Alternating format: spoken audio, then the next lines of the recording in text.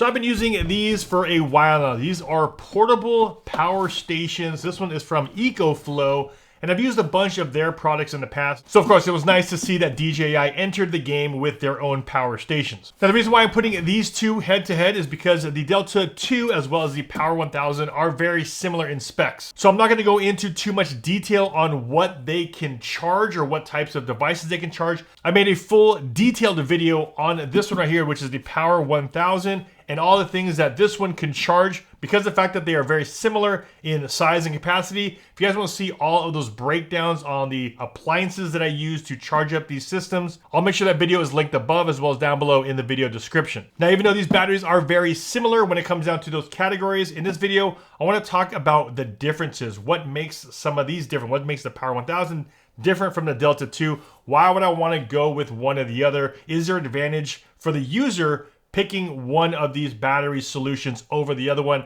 Let's talk about those specific things in this video. Now, at a very high level, as far as similarities go, both of these power stations have a capacity of 1,024 watt hours. When it comes down to weight, the Delta 2 comes in at 27 pounds. The Power 1000 comes in at 28 pounds. Both these stations do have nice handles here on the side, which I like compared to some of the other battery stations I've seen there that have a handle up top, which means you can't really place anything on top of the other battery stations because of the handle. I like these because it allows you to actually use these as a platform. Compared to some of the other battery stations on the market, these do not have any mobile charging. Some of the other ones I've seen have mobile charging at the top. So if you have a device that can charge your phone, some of them can be placed here on top. Both of these do not have that option. Now, when it comes out to charging, both of these are very similar. If you plug this into a standard wall outlet at your house, you can go from 0 to 80% in about 50 minutes, 50 minutes.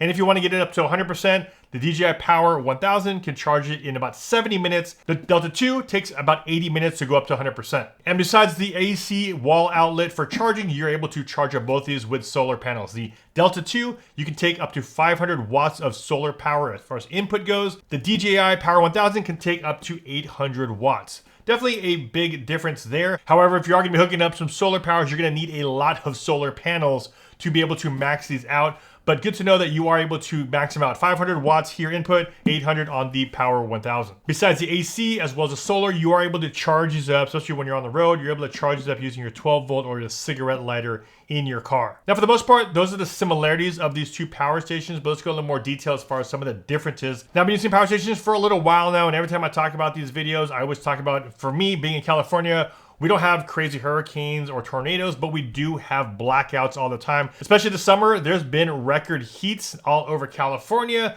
A lot of blackouts, a lot of brownouts have been happening. So having a backup solution is definitely something you might want to think about for your household. Now, if you're looking at only purchasing one of these types of stations, now there's definitely a bunch out there. There's bigger ones, there's smaller ones. Even with the DJI one, there's actually a smaller 500. And if you're looking at picking up just one power station for your household, you might want to look into these sizes of battery backups because the fact that these can power almost everything in your household that you'll need if something were to go down. The only thing you really can't do off of these types of stations is you can't plug in like a washer and dryer. You can't plug in the dryer into one of these, but pretty much all of your other appliances in your house, these battery solutions here will more than likely power them up. Now, Ecoflow has what they call the River, and these are also really good. But again, if you're trying to power up larger appliances, ones that require a lot of heat, toasters, coffee makers, anything like that, these smaller ones more than likely can't handle that power output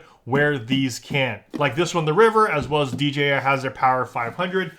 Really good for on the go if you just need to charge up smaller devices, laptops, phones. Those smaller power banks are really good for those situations. Now, the first difference I saw when using the DJI Power 1000 was the amount of ports. A lot of the other power stations, like even the Ecoflow one, we have 6 ports here. So definitely a lot more than the 2 ports here on the Power 1000. So I didn't find that, for me personally, I didn't find that to be slowing me down at any way. There was a time that I needed an extra port, and what I did was I just grabbed an extension cord that I had at home, and that extension cord has multiple ports, so I was able to expand out the port system here. The one thing that's good about devices these days is that a lot of it can just be powered directly off of USB-C. So what I did was instead of using my normal laptop charging brick and power it up here, I would now use it off of the USB-C ports, so that would eliminate kind of one of those ports being used. Next user experience thing that I found that was pretty interesting was, speaking of the ports, now we do have all the USB ports here on the very front. We do have 2 USB-As, 2 USB-Cs right here, as well as a couple of fast chargers. The one thing is, if you need to power something off of it and you needed the actual AC port, it is on the back side, so you have power on both sides of the unit. The one thing I did notice is that everything on the DJI Power 1000 is on one side, and I found it very beneficial when using this on the road when I was in my car and placing this in my trunk on the right in the very back behind my rear seat. And that was one thing I really liked about the Power 1000. It was because here, if I wanted to place this in a corner or against a wall, I don't have a screen here on the front to see all of my battery levels. I have to plug in stuff on the outsides. And of course, if I were to turn it around, plug something here, I would have to turn it back around to plug in USB on this side. Also, if you are in a tight space and you can only put this battery bank into a small, say, camper or an area where you only have a small amount of room for this thing to slide in, again, if you were to slide it in, you can't access now those ports on the back, where here you're ideally gonna slide it in to a way where everything is facing forward. So that was definitely something I noticed when using both of these. Made things a little bit easier to access all the ports as well as see your battery levels here on the screen. Now, being that I have used Ecoflow in the past, the one thing I do like about their system is that you are able to expand out the power if you wanted to double up the size. Ecoflow sells additional battery solutions where you can now just buy the battery separately, plug it into here. So if your focus is more as a full home solution, Ecoflow has a little bit better solution because of the fact that you can daisy chain multiple battery banks together. Now, one of the benefits of the DJI Power 1000 over the Ecoflow Delta 2 is that the Power 1000 can actually have a little bit higher watt as far as stable output goes. The Power 1000, you're able to go up to 2200 watts, which means you're able to power up appliances up to those specific watts until the battery depletes. Now, over the 2200 and over the 1800 here, if you go up to 2600 watts, you're able to sustain that for about 30 seconds here on the Power 1000. And the Delta 2 can take up to 2400 watts for about 60 seconds. The peak output on the Delta 2 is also 2700, while the peak output here is 4400. All right, so both of these are now hooked up to the back of the Delta 2. Space heater's on, and that is now drawing a lot of power. Here we go. Just this space heater alone is going to be noisy in this video.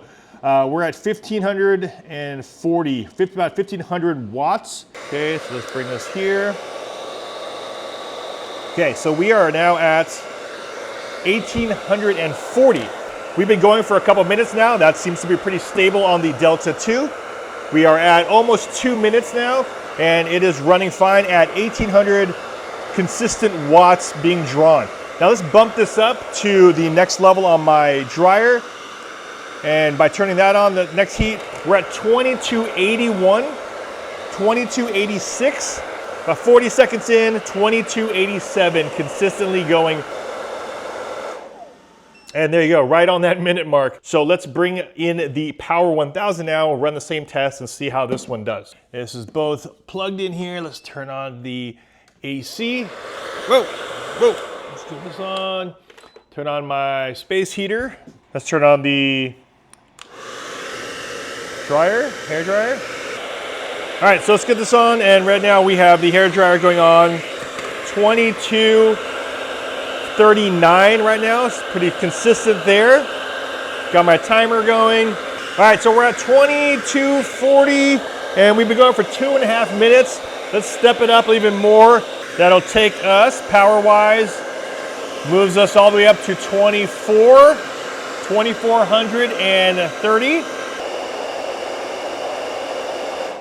And there you go, at 3:29, about 30 seconds, just as it's rated, it can go up to about 2600 and it'll last about 30 seconds or so. And there you go, just a quick, I'd say, stability test as far as consistent power output goes. When I was at 1800, these can both go pretty much until the battery is dead. Once I bump this one up to 2200, then you're only gonna get about 60 seconds worth of output here on the Delta 2, Where here on the Power 1000, this can take a 22-watt output consistently pretty much until the battery drains. Once I bumped it up a little bit higher, up to 2400, that's when this will trigger and it'll give me about 30 seconds or so. So as far as stable output, the DJI Power 1000 does outperform the Delta 2. Right here on the very top right of the battery, we do have what they call the SDC, which are fast charging ports, which require a separate adapter. And what's cool is that DJI does have these cords or adapters available. So if you wanted to charge up something like your Mavic 3 batteries, your Air 3 batteries, as well as your Inspire batteries,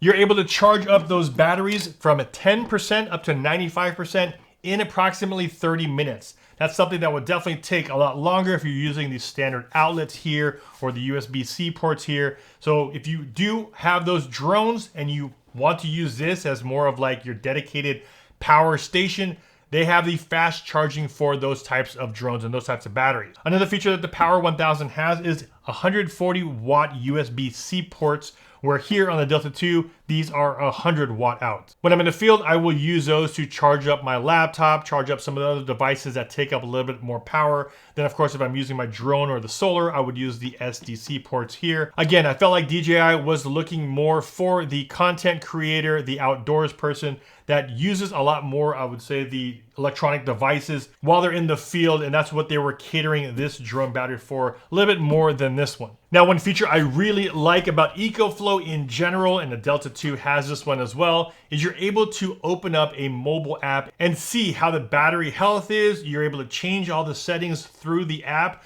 That's still something that DJI hasn't released on this one. I don't know if they're gonna create an app for it. I don't see why DJI wouldn't be able to make an app for it. Now, one main reason why you also wanna look for battery solutions over the alternative, which is a gas power generator, is because of the noise. When I plug in a bunch of appliances to these, you can definitely tell the Power 1000 is a lot quieter than the Delta 2.